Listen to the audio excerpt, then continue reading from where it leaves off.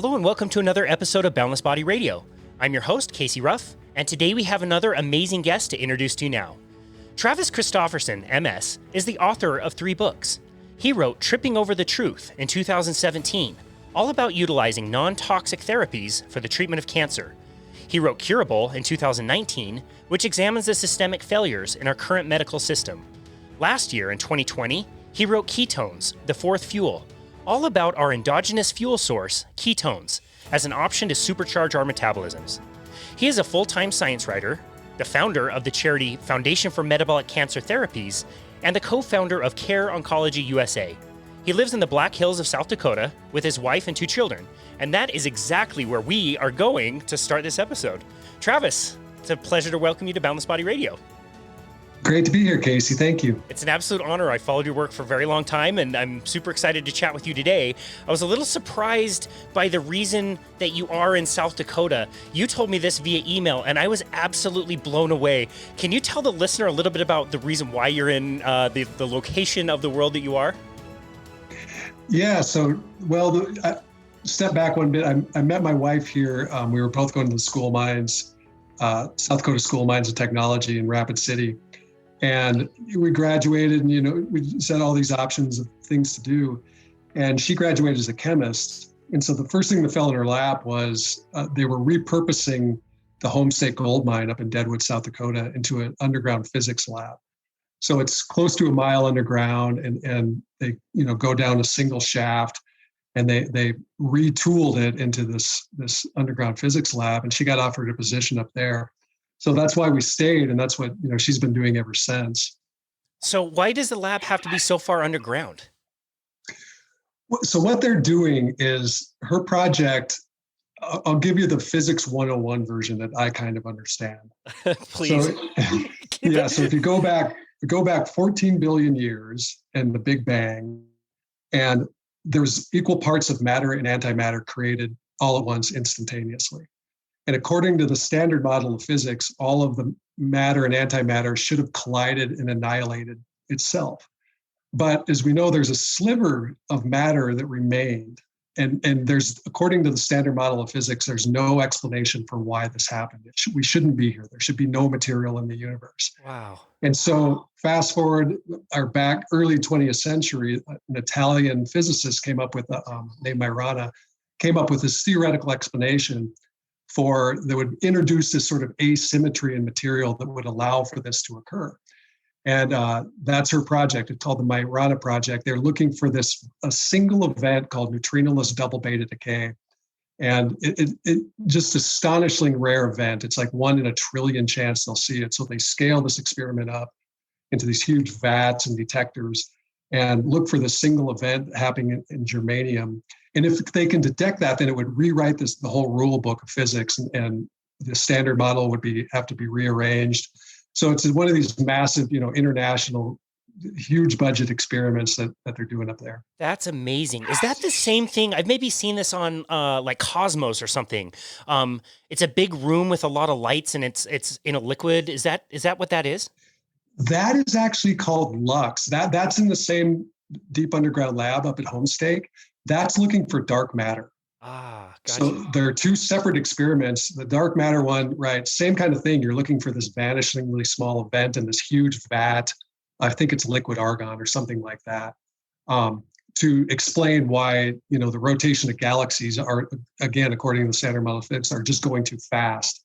So there's got to be some material out there driving that. We've never seen it. So that's what they're looking for. Wow.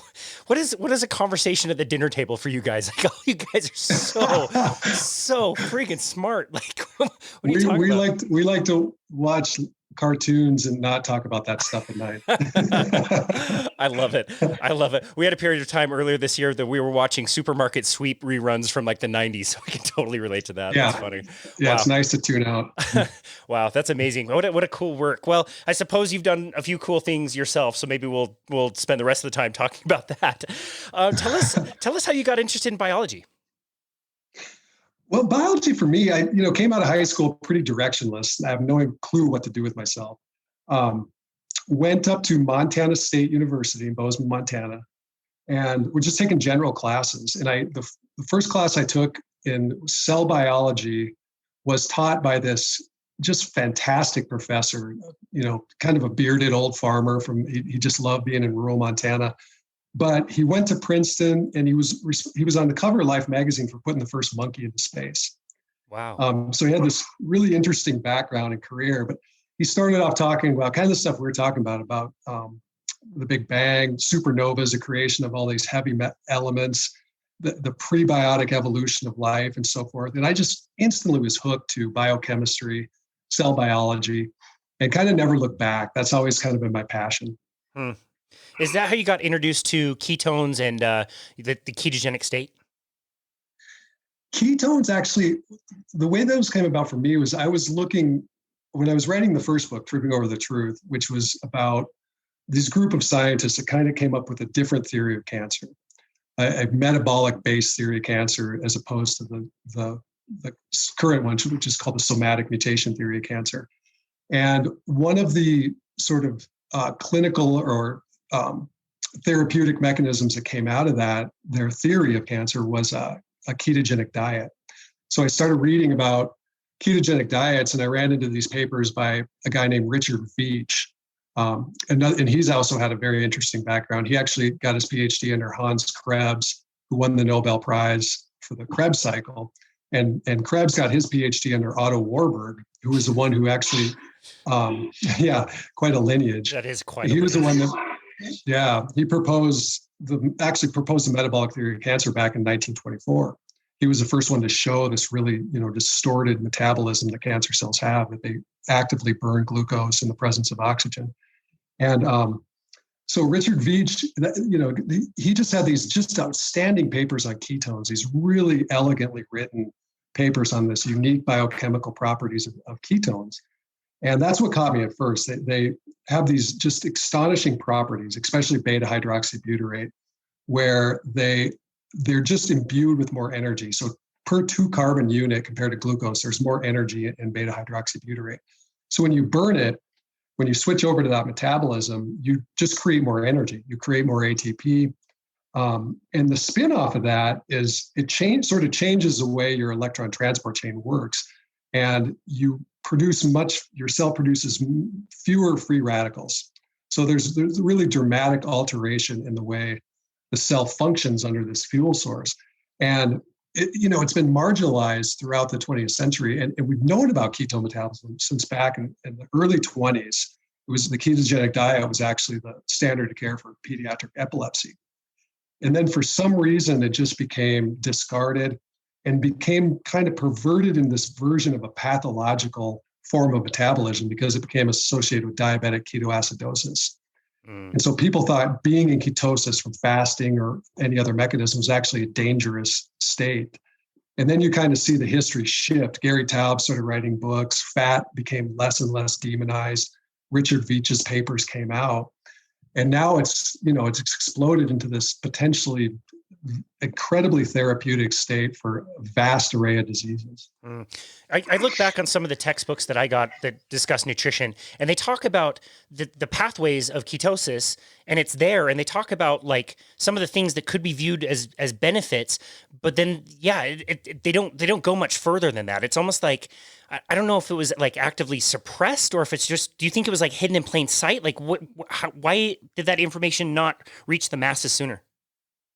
Yeah, that's a great question. I look back at my biochemistry book from '95, and it was actually written by Albert Lehninger, the guy that discovered mitochondria. And there was a short sentence on ketosis about how you enter this state if you're fasting or eating reduced calorie diets, and people should be monitored because they could enter ketoacidosis. And, we know that's not even remotely true now, that a perfectly healthy person under that state is fine. And they knew that you could, therapeutic fasting was really popular in the 50s, 60s. And so they would fast people with obesity for months on end. And back in the 60s, the longest fast ever recorded was 385 days by a Scottish man, and he was fine. There was zero problems, never entered ketoacidosis. So I have no idea why it got changed into this version of being, this kind of pathological state. It just doesn't make any sense. Wow. So, and just to clarify, like for ketoacidosis, and I think people get super confused about this. And again, I'm not sure if this is on purpose or not, but that can only happen to a type 1 diabetic. Is that correct? Right. Type 1, or I believe, really poorly controlled type 2 diabetics can get there. But yeah, typically type 1 diabetics. Gotcha. Right. Okay. You mentioned some of those fasting studies. That has to include the Cahill study. Is that correct? Yeah. Yeah. Those are in there. Man, yeah, so good. Yeah, that was Cahill was the first one to really look at ketosis through a different lens. Like perhaps this is this kind of elegant evolutionary adaptation to being without food. It was certainly our ancestors had times of deprivation throughout our tenure. And he looked at it in this lens, and he did this crazy experiment where they put catheters into the arteries and the veins of the kidneys, liver, and the brain, so the jugular and the carotid arteries, and had these patients, they were fasted for 40 days. He inserted those catheters, and he measured the amount of ketones and glucose entering and exiting the organs.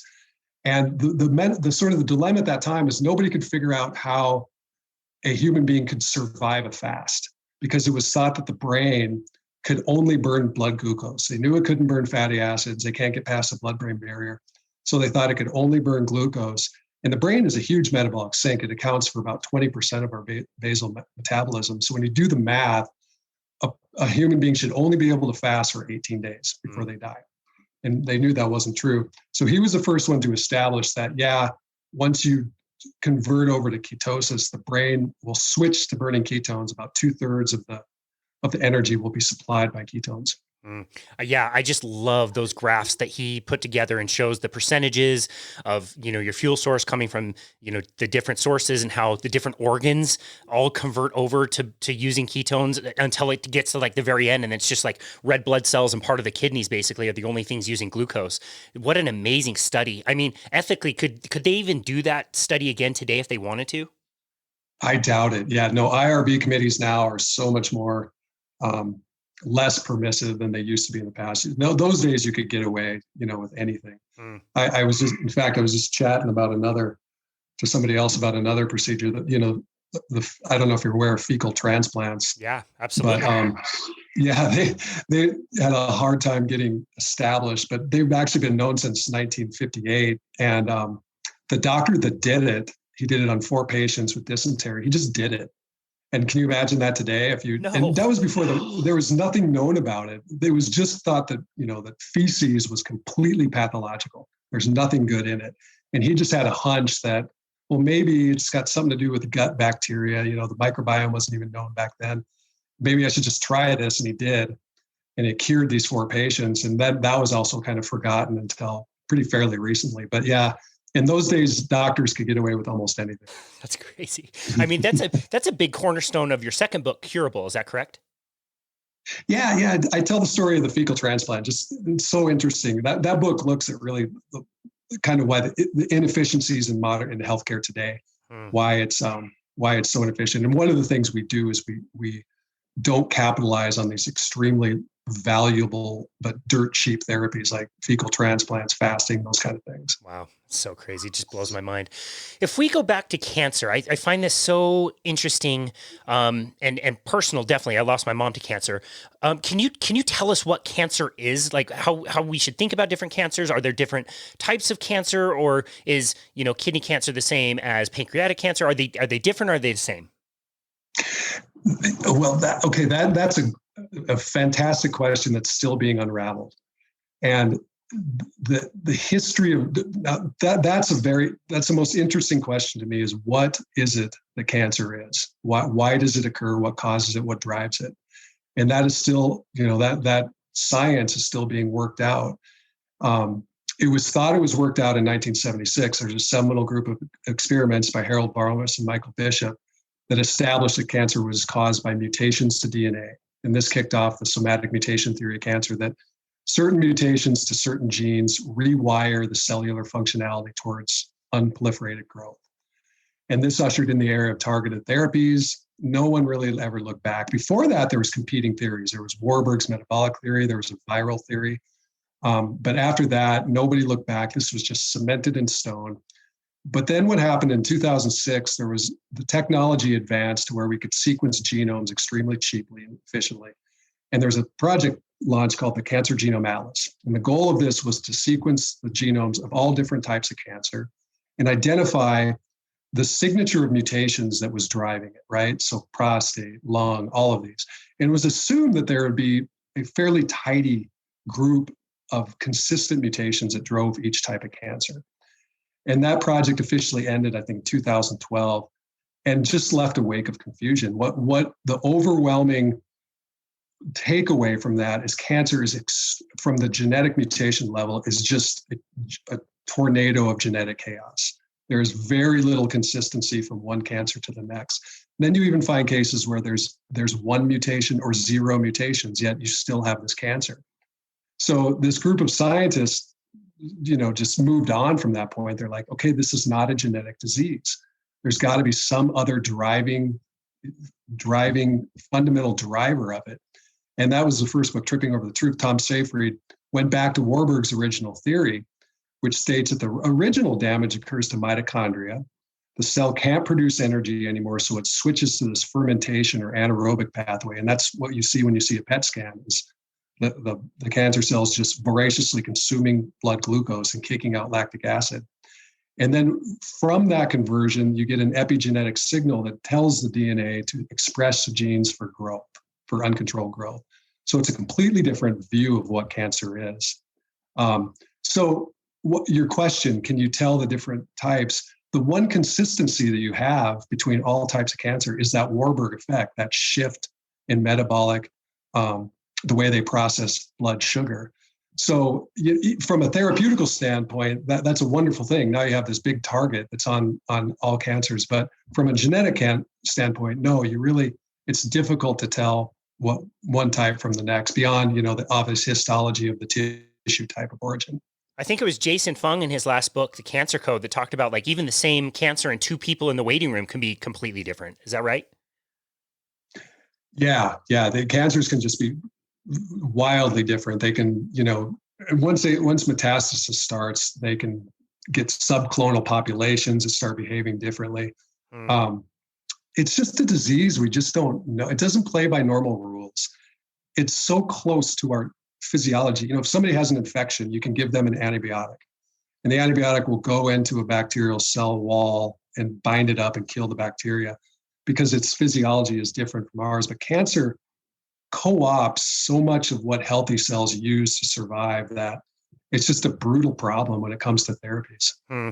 We were fortunate enough to have Dr. Seyfried. I know you mentioned him already. What a warrior that guy has been for so long, and what an amazing message he had to share. And he taught us a little bit about what you were just mentioning, which is the metabolism of cancer cells is kind of like it's kind of broken. It's not like the cancer is advancing in the way that we think it's like advancing. Like a better technology. It's actually like a reversion in the way that we metabolize energy. Is that correct? That's exactly right. Yeah. It's kind of funny what they call, cancer is like this evolution where it's gaining function by getting mutations. It's kind of absurd, but it's always been described that way. Yeah. The way in Dr. Seyfried's sort of version of it, it's a reversion back to this sort of primal energy generation. And you look back, I think it was 3 billion years ago that multicellular life began. Before that, it was all single cellular life. And the only biological imperative of single cellular life is to divide over and over and over again. And it ferments. It uses the same sort of energy generation that cancer does.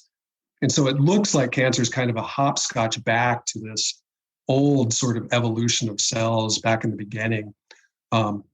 Back before there was even multicellular organisms. And it's not a very intelligent kind of process, because if cancer is proliferating and there's nothing to stop it, eventually it's going to kill its host and by definition kill itself. Exactly. Right. Yeah. So it doesn't have, there's no sort of selection pressures on it to keep it going. Yeah. But what it is the reason it's still there is it's a basic, it's a fundamental need of what we have in life. And you look at when fertilization occurs and then embryogenesis, those early embryonic cells look very much like cancer cells. They're highly glycolytic, they're invasive, they can escape the immune system.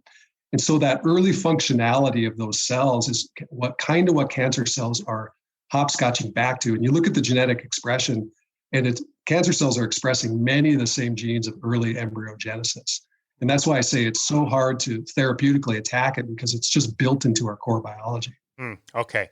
Gotcha. I'm so glad you went there. So let's say that is correct. Everything you just said about cancer and how it proliferates is correct. What are the implications from that? Like, what would you logically come to a conclusion? Like, okay, if cancer does this, if it looks like this, it's not, doesn't share genetic properties with other cancers. What implications does that tell you about how we should be treating cancer? Yeah, Dr. Seyfried's got a very unique approach. It's called the press pulse approach. So the target you're looking at now is that defective metabolism. That's right, with differentiating it from normal healthy cells.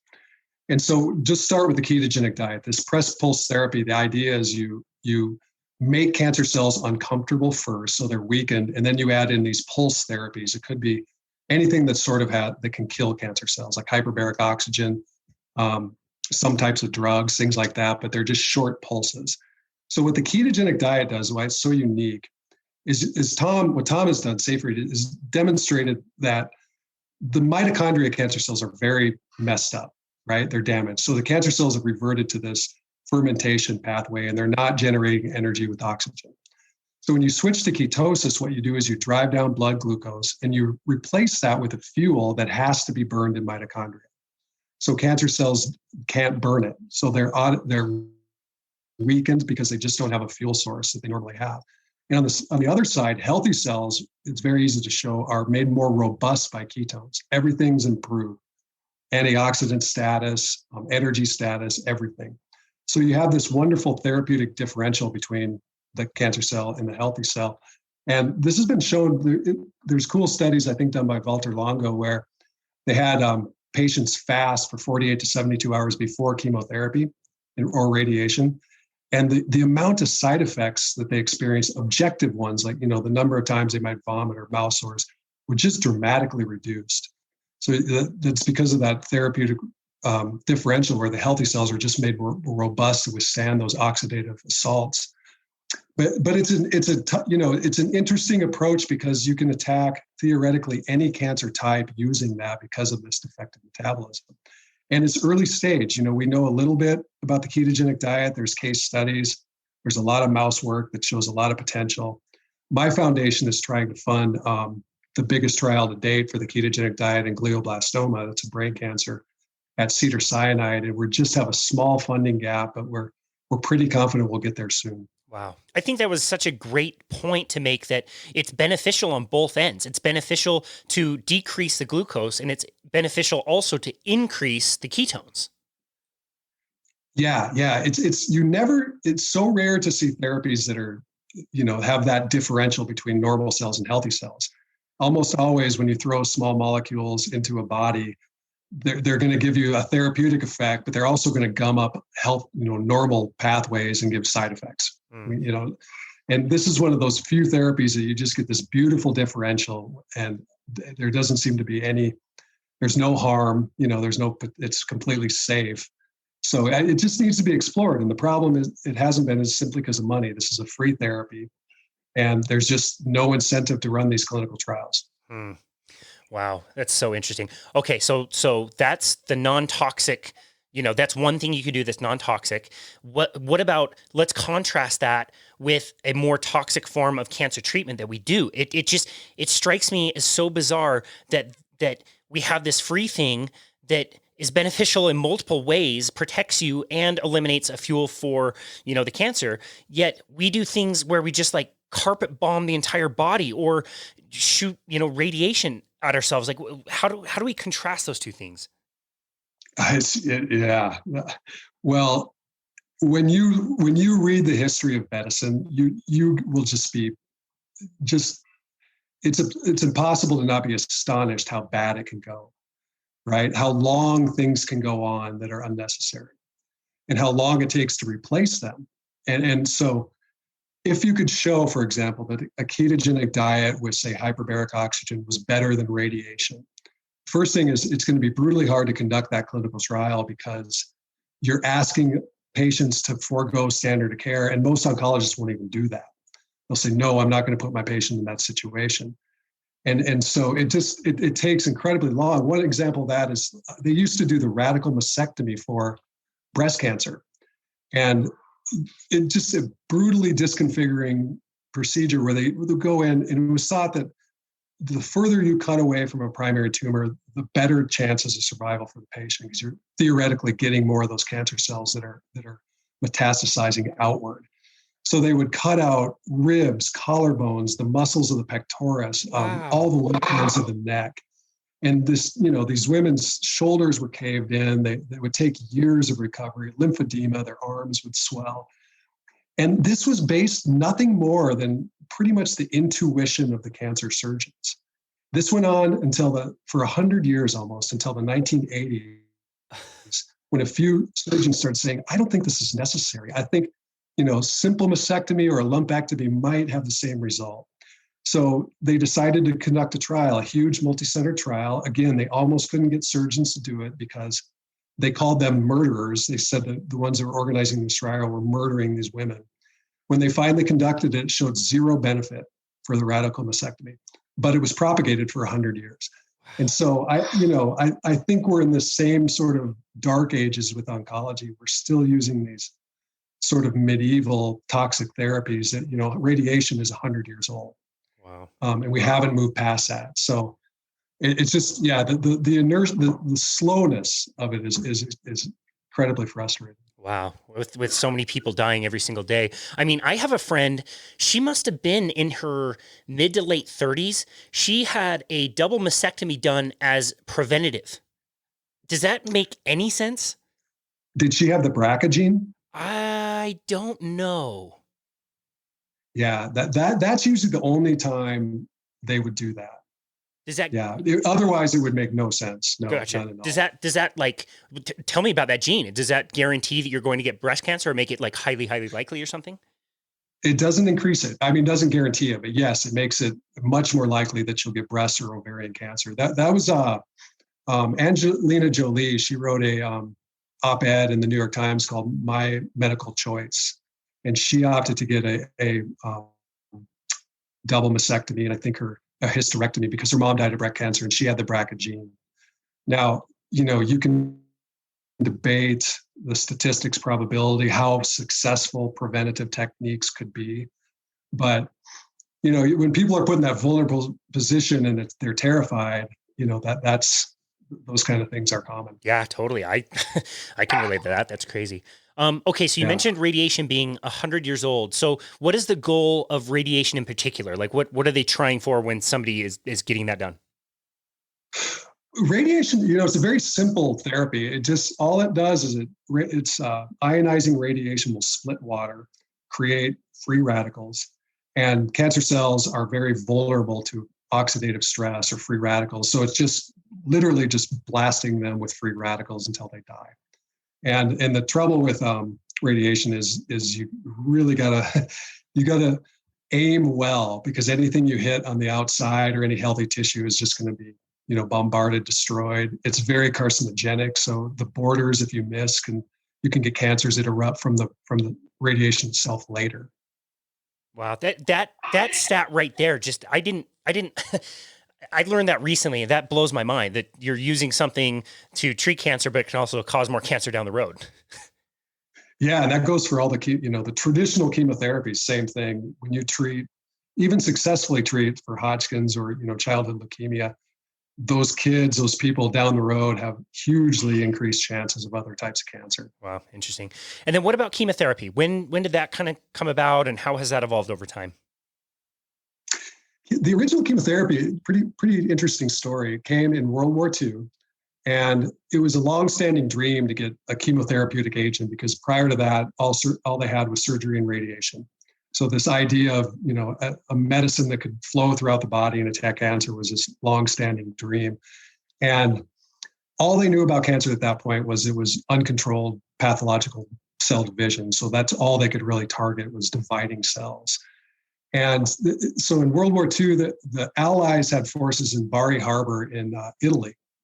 And it was thought that the Luftwaffe, the German Air Force, was stretched too thin to see them and attack them, but they actually did. They attacked them, dropped bombs, blew up the U.S. Harvey ship, which contained, I think, 120,000 pounds of mustard gas. Wow. And that's spread out all over the harbor, all over the troops, the town. It killed about 1,000 people. The medical staff flew over from the States, grabbed tissue samples, brought them back. And what they noticed when they brought them back was the lymphoid tissue was depleted. So the white blood cells and lymph nodes and the bone marrow was gone. Then they got this crazy idea, well, that's what lymphoma is uncontrolled white blood cell growth. Maybe this could be a chemotherapeutic agent. And so they injected people with mustard gas, and that was the first chemotherapy agent. And they were able to induce these sort of flickering remissions, but they didn't hold. The cancer always came back. But that established the therapeutic route, were these extraordinarily toxic molecules that would go in and just target cell division.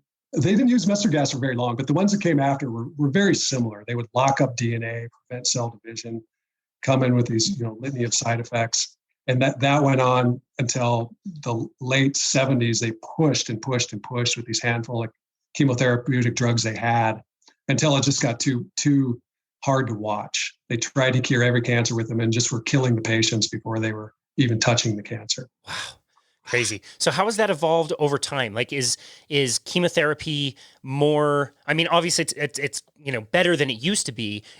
What has the highest success ratio? Is it a combination of radiation and chemotherapy, adding a surgery to it? Does that improve things? Like, where do we see the most benefit from using a traditional, arguably toxic kind of cancer treatment? Yeah, it varies for every type of cancer. So the chemotherapies realize their potential pretty quick, and they're very good as standard of care for a certain amount of cancers, like testicular cancer, Hodgkin's disease, childhood leukemias, things like that. Their efficacy goes down for solid tumors beyond those type cancers, and their percentage of survival for people after that. Surgery, if you can get to a cancer early with surgery, that's always the best case. And 95% of the reason people die from cancer is metastasis. So if you can get to it early, cut it out, that's always the best, best chances from a therapy. But, there's so many things coming out, Casey. There's so many targeted drugs, immunotherapies. Every cancer has got a different standard of care. There's targeted agents now. It just varies, incredibly varied from cancer to cancer nowadays. I've heard you talk about this in the past as well, and I believe we talked about this with Dr. Seyfried. But isn't the non-toxic treatment, couldn't that also be used as an adjunct to a more traditional treatment and see some benefit there? Yeah, that's where it looks like it has by far its most promise. Is I talked about that therapeutic differential earlier in the press pulse. So once you put somebody on a ketogenic diet, the cancer's weakened. And then if you came in with chemotherapy, and it'd be great to even try these trials with a lower dose to see if you could get a same effect or a better effect with a lower dose. That is the perfect adjunctive therapy, something that's non-toxic that helps the cancer cell. So I think these metabolic therapies, that's going to be their primary roles as adjunctive therapies. So your opinion, just pure opinion, do you foresee a world where we are talking about this a little bit more than we are today? Or is it such an uphill climb, too many powers that be, too much money? Like, is this ever going to come out and be more like common knowledge?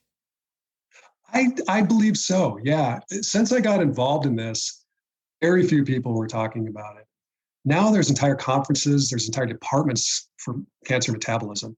Lou Cantley at Cornell Weill, he's involved in cancer metabolism. He's got a drug that he developed that actually they're using it in concert with the ketogenic diet now. So it has become somewhat mainstream.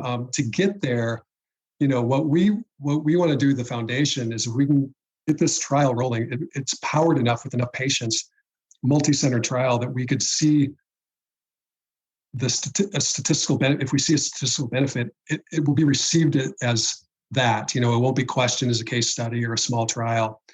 And who knows how that'll change? Already I know there are oncologists out there, typically younger ones, that recommend ketogenic diets for their patients in kind of a why not thing. We don't have a ton of data, but it's not going to hurt you. And risk reward is balanced. So I do. I think that we will get there. Again, it takes so long because of the money. There's no incentive to do it, but there's enough inertia now that I think we'll get there eventually.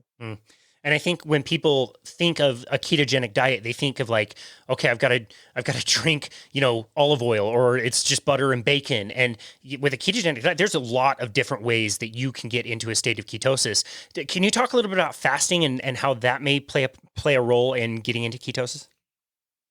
Yeah. Fasting, the way I think about the ketogenic diet is just the nutritional maintenance of the fasting state. Right. So the fasting is the quickest way to get into ketosis. You just stop eating, your liver burns through all of its carbohydrates, and then your body starts immobilizing fat, and then you go into ketosis a few days later. So then if you just maintain a ketogenic diet after that, you're just maintaining that fasting state, but it's a nutritional maintenance. So you're eating the fat rather than burning it off your body, potentially. And it's easy. Once you get into that, if people have been eating a standard American diet for a long time, there's going to be some, right at the beginning, it's bumpy. You'll feel like crap for about 2 weeks, but you can think of this kind of as a purging time as your body's switching over. But then you start to feel great. Some people have a hard time maintaining it, but the foods that you couldn't eat before, butter, kind of luxurious foods, you have kind of unlimited access to. So I think once you get into it, it's a pretty easy diet to maintain. Yeah, I couldn't agree more. I couldn't even imagine going back to the way I was eating before, at least fasting for most of the day. Like it's free. It doesn't cost you anything. In fact, it's cheaper than buying food. It doesn't require any time. You have so much more resource to go do other things. Go do what you're doing at the foundation. Get your work done. Like there's so many other cool things that you can be doing versus just eating all the time. I think that's a wonderful tool. Your third book, Ketones, The Fourth Fuel. Can you talk a little bit about why you chose that as the title? I just wanted to get ketones in there so it wouldn't be confusing for people. but the fourth fuel, it was known that proteins, carbohydrates, and fats were fuel. It was not known until about the 40s, I believe, that ketone bodies were actually metabolic fuel. Actually, it was earlier than that. I think it was the 20s. So it's the fourth fuel, but it's this sort of underappreciated fuel. And it's the story, really it centers on Richard Veach's work. It goes way back and talks about cellular metabolism, and then to kind of give you the base of why ketones are important and why they're so beneficial. But it's really a look at Richard Veach's work and then moving forward, what are the potentials of ketogenic diets or exogenous ketones for pretty much all disease states, especially neurological. And I wouldn't normally consider protein as a fuel source, but technically it is. Can you explain why that is? Yeah, protein. So when you eat protein, obviously you digest it down to its amino acids, and then amino acids can't be stored, right? Unlike fat and sugar. So they either have to be incorporated into proteins or they're burned as fuel, and they can be broken down and then enter as Krebs cycle intermediates and then be burned oxidatively. So yeah, proteins can be a fuel source. They can also go through gluconeogenesis and be converted back into glucose, and then glucose is burned. So they are a fuel source. Traditionally, we think of them as building blocks, right? So build proteins from them. But under certain states, if you eat a lot of protein, you'll burn it as fuel. You mentioned supercharging the metabolism when you're in this type of a state. And I can certainly confirm that on a metabolic cart that I used for years and years, measuring people's resting metabolic rate. If they were eating in a certain way, their metabolic rates would be very high, like way higher than the standard kind of normal deviation that I would expect for somebody that was in their demographic, like age, height, weight, and gender. Can you explain why that is?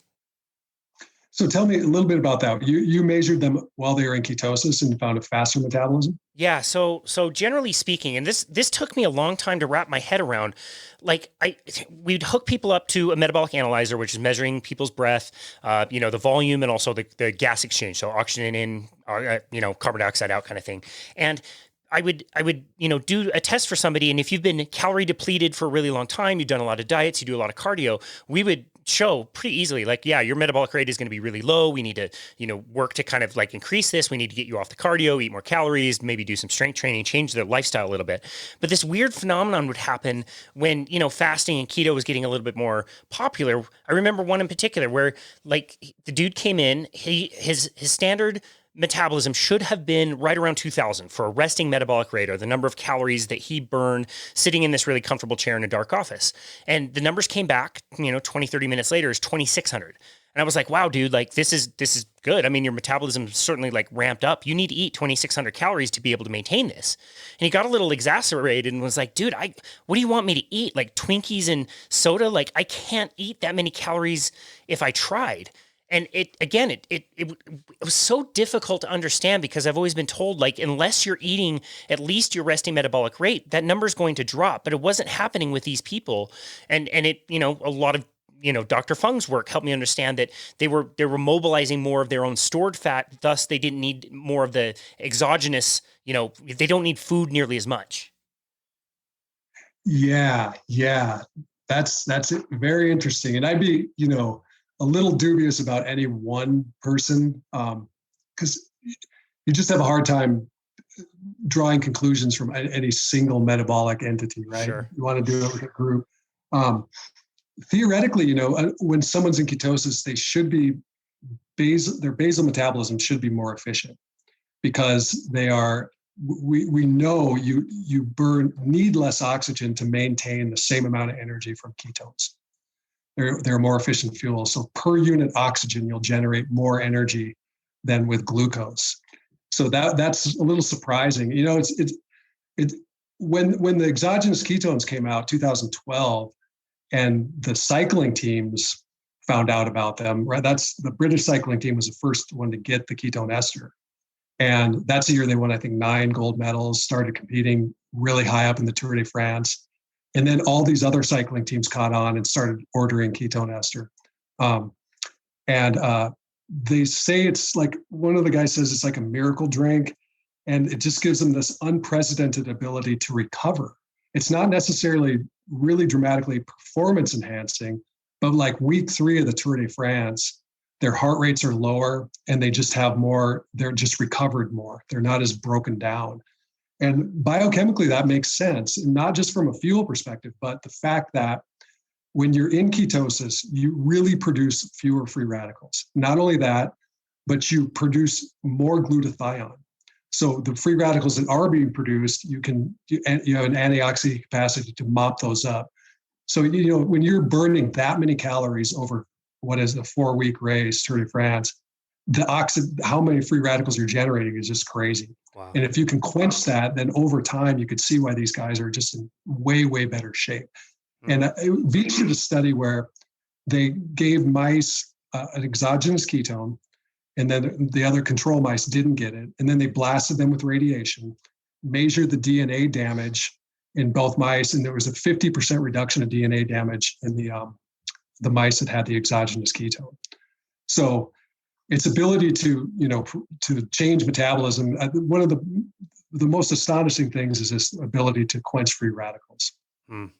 Wow, that's super interesting. Tyler Hamilton talked about that in his book, The Secret Race, where he kind of exposed, the U.S. Postal team and all the doping that they were doing in a 3-week race like the Tour de France. He said, biologically, you should be losing 2% of your power for every single week.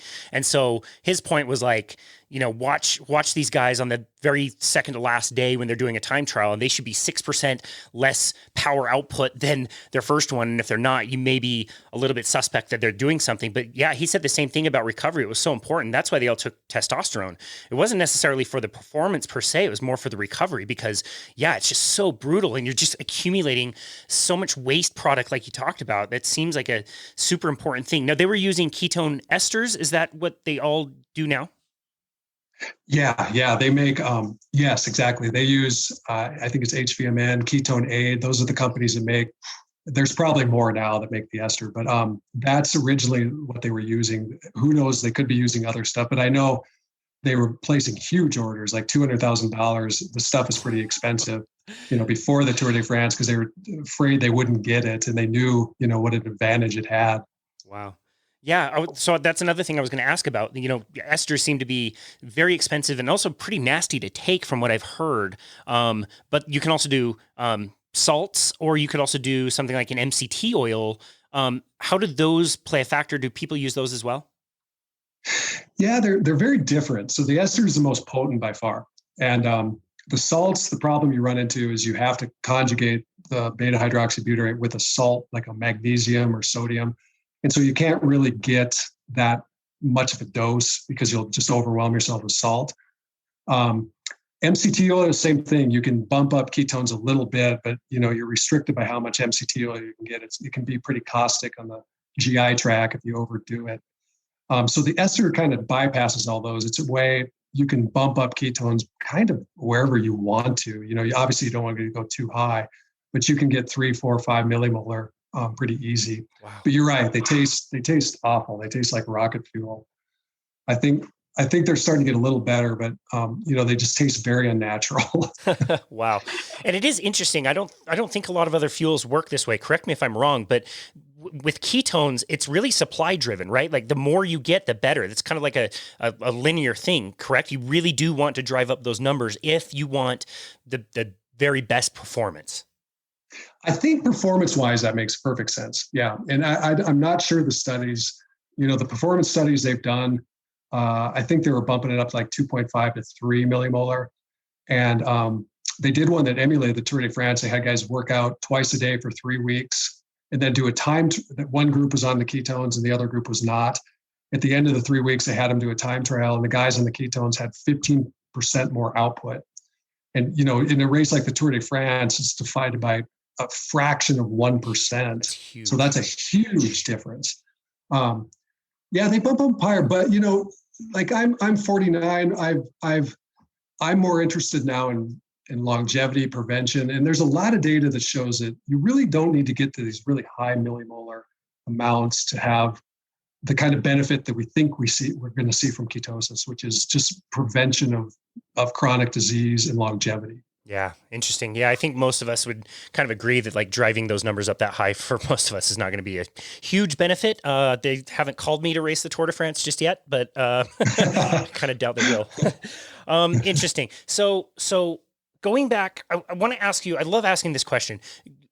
You being you, knowing all this stuff, about cancer, ketones, all of the work that you've done, how do you construct your life? What does Travis do every single day? What are some practices that you have that you find to be very beneficial?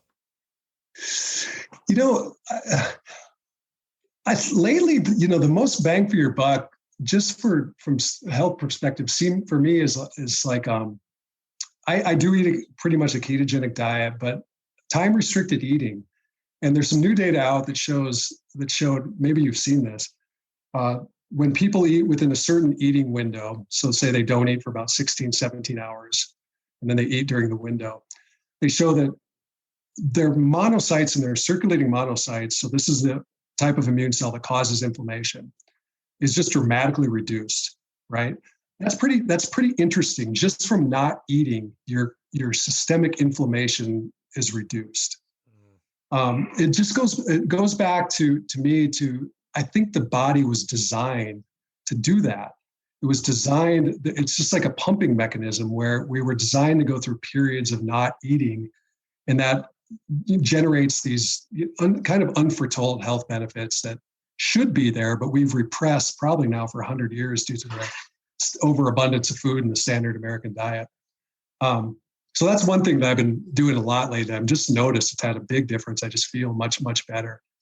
Other things that it's in Curable, I started a chapter by looking at all the people that lived, centenarians that live beyond 110. And it's really cool because they interview all these people and they ask them, what's the key to your longevity? And so you get this incredible variety of answers. One lady said it was drinking Dr. Pepper. One guy said it was smoking 12 cigars a day. It just goes on and on and on. And then I looked at the longest living human ever. So she lived to be 122. Her name is Jean Clement from France. And her lifestyle was really interesting. She had a rich husband, so she didn't really have to work. They did a lot of hiking, playing tennis. She started smoking like in her late 20s. She'd smoke 1 or 2 cigarettes after dinner, very French, and she stopped smoking when she was 117. Wow. And she drank some port wine, she ate some chocolate. She didn't really live what we'd call this perfect lifestyle, but she was extraordinarily active and social. And so when you look at the variables epidemiologically that really matter for longevity, all of these people, they have no idea why they've lived this long. But the one commonality is they've had really good social networks. And that epidemiologically shows those are the 2 most important variables to longevity is like your social integration. I guess the way to sum it up is not feeling lonely. When you look at lonely people, they overexpress inflammatory genes and underexpress really targeted immune responses. So there's this kind of a constant state of inflammation. And I didn't realize how just important biologically that is, that there's this kind of fuzzy interface between our feeling, our perception of the world, and our core biology, our immune function and longevity. So that's something, it's kind of a nice signpost for a good life. You don't have to worry too much. If you can live to be 122 and smoke a couple cigarettes every night for 100 years, then we don't need to be worrying about a lot of the things we're worrying about. But the most important variable is just to live a good life, be integrated in your community, do fun things with people and in your family. So it's kind of a nice sort of message, and that's what the data says. I love that. That's a great answer. Okay, now I'm going to throw a wrench into this and say you get a diagnosis today of cancer. Does anything in your lifestyle change, or do you just continue doing what you do? If I got the diagnosis, I would do what the press pulse. In addition, of course, you look at every type of cancer. If the standard of care has got a good survival rate, you clearly go with that. But I would not hesitate to introduce fasting, a very good ketogenic diet, and then I look at repurposed drugs. There's all kinds of very safe, established drugs like metformin, mebendazole, things like that have shown off-target effect for cancer, and they've been in the clinic for decades. So their safety profile. They won't interfere with standard of care. And there's many, options with those type of sort of adjunctive therapies. But yeah, that would be where I would start with those 2 things. Gotcha. That's a really great answer. Man, so you wrote 3 books in 4 years. We have barely scratched the surface on Curable, which I would love to invite you back to be able to chat about those concepts. I love that. It's just so much to get to in an hour-long podcast. Dude, I can't even write a blog a month, and you wrote 3 books in 4 years. What was that process like? It's a lot of sitting on the deck in the back, and it's a frustrating process. I'm always kind of agitated when I'm writing books because I can't get them out of my head. So I try to get them done as fast as I can. But I love the process. It's just that creative energy is fun. But yeah, you definitely need breaks in between them. Wow. What are you working on for the future? The future, the foundation is taking a lot of time right now. We got some exciting projects. I'm just waiting to get inspired for the next book. We'll see what that is. I'm not sure yet. No rest for the weary, it sounds like. Yeah, that's right. Wow. This has been a super interesting conversation. I've, again, followed your work for a really long time, and I'm really excited to get you on. If you had to distill all of this down to one thing, I think you've already said it, but if you were to give the listener one simple tip from this conversation, what would that be?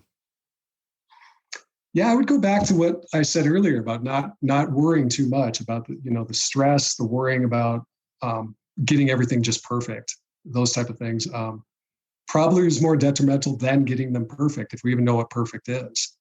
So I think that's a good message for people, is just those things your grandma told you: get outside, have fun, don't worry too much. Those are really powerful messages. I love that. What a great way to end this conversation. Where would you like people to go to find you, connect with your work, and find your foundation? Foundation's got a website, the Foundation for Metabolic Cancer Therapies. And then, I'm trying to stay more active on Twitter. I actually like it. I know it's got there's some bad sides to it too, but when you follow the right people, the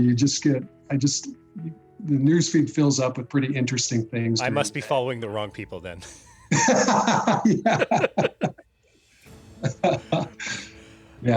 Yeah, you got to do it. You got to do it carefully. I've fallen into a few mind traps too. Oh man, if I get scrolling on Twitter, I get so mad within 30 seconds. I'm like, what am I doing? I'm not gonna like start a fake fight on cyberspace with somebody I don't even know, but I always want to. I know. Yeah, I don't understand that. Yeah, apparently my eyes just gloss over and I'm able to mentally just skip over that. But yeah, there's just a lot of unnecessary banter about BS. I don't get it. Well, I'll have to go through your list of people that you follow and follow all of those people. I'm definitely not following the right people. Travis Christofferson, this was amazing. What a fun conversation. Thank you so much for everything that you do, for your work with the foundation. The books you've written are fantastic. I love the style that you wrote them in. It feels like a novel. They're really engaging and great. And yeah, I would recommend any of the listeners to definitely go check them out and follow you in your work and follow you on Twitter. And yeah, we're just so grateful for you and for taking the time to be on our show today. Thank you, Casey. Thanks for everything you do too. Appreciate it. Well, thank you very much. And this has been another episode of Boundless Body Radio.